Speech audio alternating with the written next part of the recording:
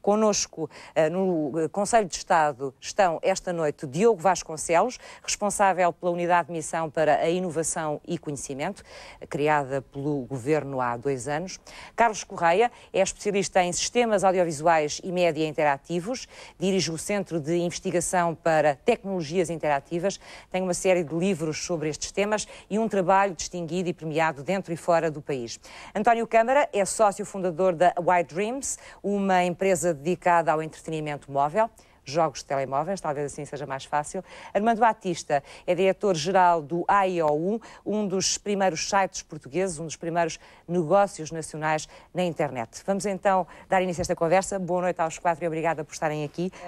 Carlos Correia, acho que tem que se colocar aqui esta questão porque ela é importante para quem nos está a ouvir e possa estar um pouco mais fora disto.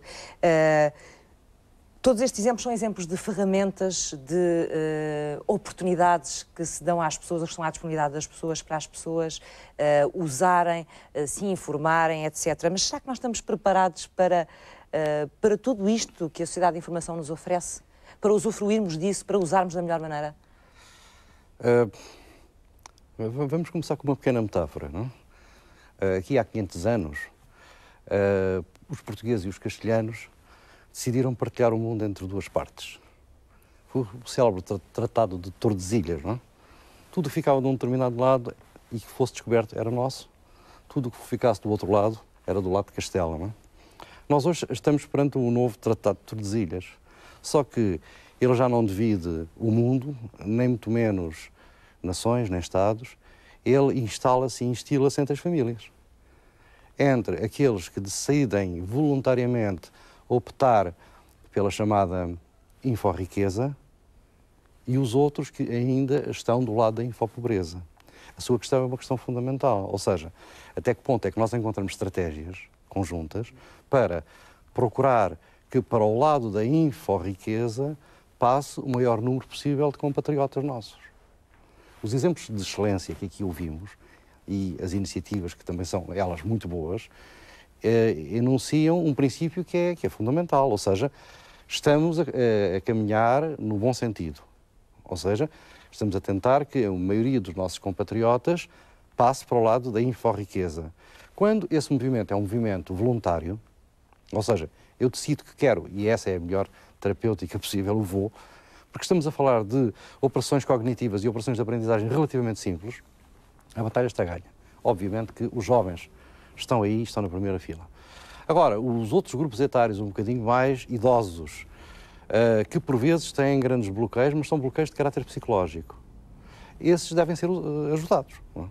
E também existem outras medidas, e medidas interessantes, que podem ajudar a difundir este conceito. Sabemos claramente, e é bom ser lúcido, que partimos de uma base má. Os nossos indicadores são o que são. Portanto, agora, temos bastantes condições e temos, sobretudo, uma capacidade. Eu ia usar a palavra evangelização, mas era muito forte. Não? Mas, no fundo, é exatamente isso. É a capacidade de ir junto das pessoas, ajudá-las a ultrapassar algumas das dificuldades que têm na passagem para o mundo digital. Trabalha nesta área. Em relação à televisão interativa, eu penso que o povo tem, uma vez mais, vamos lá, o povo tem toda a razão. A água e o azeite, mesmo quando se misturam, acabam invariavelmente por se separar. Ou seja, há a televisão o que é da televisão, aos sistemas interativos de comunicação o que é dos sistemas interativos de comunicação. A televisão é um excelente meio de contar histórias, não é? Fazer debates por aí fora. Não é? Os sistemas interativos de comunicação, eu refleti muito sobre isso porque a minha tese de doutoramento passou exatamente por essa questão. Eu uma vez descobri que quem tem o telecomando na sala domina os acontecimentos na sala de estar. Não é? E quem tem um telecomando para um jogo, naturalmente é ele que está a fruir desse mesmo jogo. As pessoas com uma questão de delicadeza, ou às vezes pouca delicadeza, acabam por emigrar e de repente a pessoa está sozinha. Ora, a televisão é portanto, o veículo de comunicação que ainda reúne as pessoas à volta de uma caixa mágica, que alguns também chamam a caixa do feitiço, não é? A televisão interativa, com todas as suas extraordinárias possibilidades, o que é que ela demonstra? Ela demonstra nada mais, nada menos que pois o PC está a fazer quase a mesma coisa. Então, será que a televisão vai migrar para o PC? Será que o PC vai migrar para a televisão? Eu penso que as 3 ou 4 experiências que foram feitas, eu acompanhei desde 1990, 91, as primeiras. E colaborei ativamente, inclusive numa delas. E chegámos à conclusão, mas cometemos erros, mas a investigação é exatamente isso, é saber cometer erros. Chegámos à conclusão de que, de facto, o povo tem razão na água e o azeite. A separação das águas faz-se. E tudo o que nós tentarmos colocar sobre a televisão, a força da televisão vai esmagá-la. Portanto, estamos num campo muito experimental. Eu acho que a televisão vai ser... Qualquer coisa a acrescentar, qualquer coisa a isto. Eu acho que é excelente trocarmos ideias e, à medida que o debate vai evoluindo, naturalmente, que as posições vão se definindo. E, de algum modo, eu creio que nos estamos a aproximar de uma situação, ou seja, nós estamos a aproximar-nos de um triângulo ao qual eu costumo chamar o Triângulo das Bermudas. Como é sabido, o Triângulo das Bermudas é aquela zona do oceano onde, por alguma razão misteriosa, desaparecem, normalmente, navios inteiros, enfim. E nós, nas chamadas tecnologias, temos um terrível Triângulo das Bermudas, que teve o seu epicentro e a sua área mais desenvolvida ali cerca de 1999, 2000, 2001. E hoje, à distância, começamos a perceber alguns dos fenómenos que, entretanto, se verificaram. Em primeiro lugar, a nossa própria linguagem está toda ela contaminada por isso. Completamente. Tecnologia. Tecnologia. As tecnologias, as novas tecnologias. A tecnologia gera, invariavelmente, uma posição tecnocrática. E a comunicação e a tecnocracia nem sempre rimam bem. E nem sempre rimam bem. O Ted Turner, quando foi patrão da CNN, dizia com alguma piada em relação à televisão interativa, e é o fenómeno que estamos a debater, nunca vou investir rigorosamente coisa nenhuma em televisão interativa. As pessoas chegam a casas cansadas, querem é que lhes contem uma boa história. E a televisão conta boas histórias. E este fator é um fator fundamental para percebermos muitas coisas. Ou seja, nós pagamos, desde que nascemos até morrermos, nós pagamos, às vezes, muito dinheiro para nos contarem boas histórias. A televisão é uma excelente contadora de histórias. E as histórias têm um fluxo narrativo que não há interatividade que lhes valha. Ou seja, eu não estou a ver um filme, não estou a ver uma sequência, um seriado, e de repente vou ter que fazer opções. Porque aí eu estou a quebrar um efeito que o Aristóteles nos ensinou, que se chama empatia. Que é, eu projeto sobre o que estou a ver e comovo-me, e choro, e rio, e revolto-me.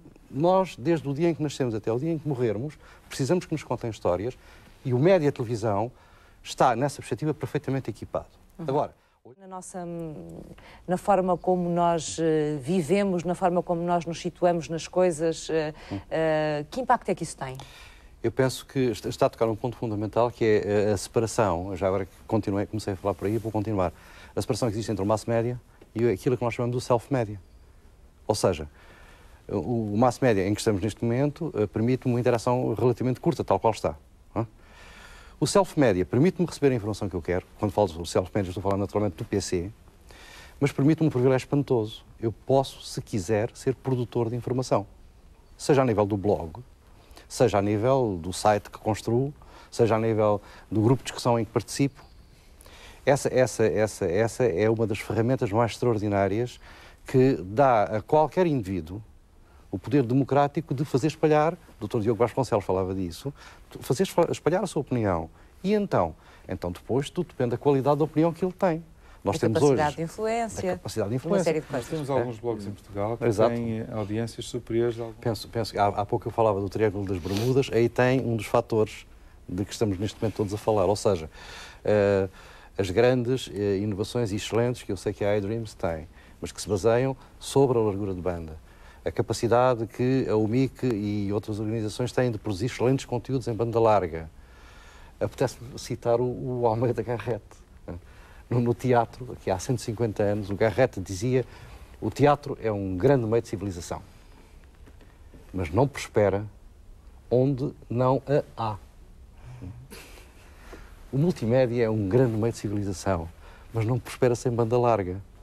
E é verdade.